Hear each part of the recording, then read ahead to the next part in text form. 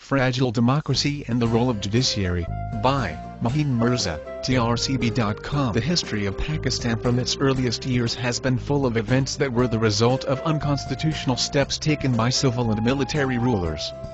A sad aspect of this history is the fact that until very recently no section of the society including the judiciary made any significant effort to undo or to resist these violations of the constitution and democratic norms.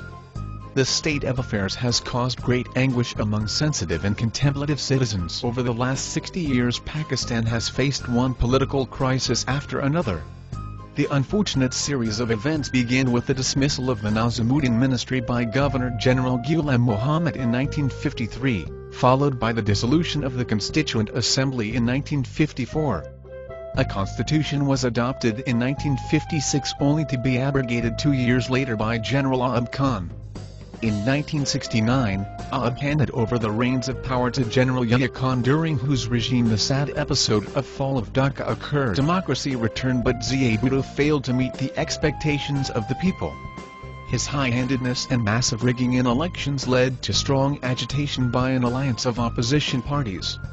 Taking advantage of this tussle, the army again stepped in under General Zia-ul-Haq. A number of amendments missed the Prime Minister and dissolved the assemblies. This authority was used 4 times during the period 1988 to 1996, sending home elected prime ministers. The prime ministers that were caught by this authority were Benazir Bhutto and Nawaz Sharif, and then in 1999 the government of Nawaz Sharif was toppled by Army Chief Pervez Musharraf. During this phase of turmoil the role of the judiciary remained questionable. On most occasions they endorsed the unconstitutional and illegal actions of ambitious individuals who were usurpers. To justify their support to such actions, the judges coined the term the doctrine of necessity. In recent years the country faced a number of unconstitutional measures that were taken in quick successions by General Musharraf. He got himself elected as president but retained his military position and thus his uniform. To win the favor of the only world superpower, he joined the war on terror and permitted attacks to be carried on Pakistan soil. Finding Chief Justice Iftikhar Chowdhury, who had nullified several actions taken by him, to be an obstacle in his path, he demanded his resignation. The article could be in this broadcast. Visit trcb.com to find out how. When the Chief Justice replied with an emphatic no, he was restrained from discharging his functions.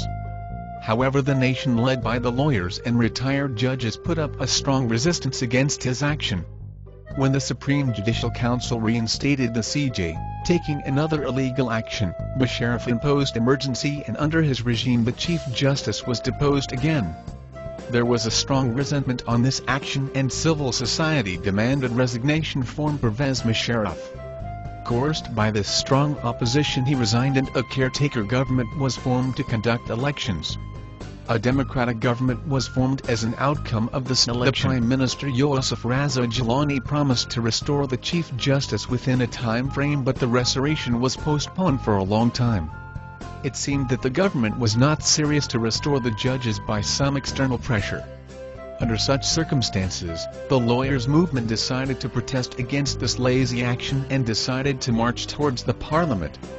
All political parties who had vowed to restore Chief Justice also got involved, along with groups of civil society. After a long struggle on every front, Chief Justice Iftikhar Chowdhury was finally restored. This seems that the judiciary is freed, but the time will tell to what extent it is freed. Visit trcb.com for more great articles like this now. Music by Kevin MacLeod.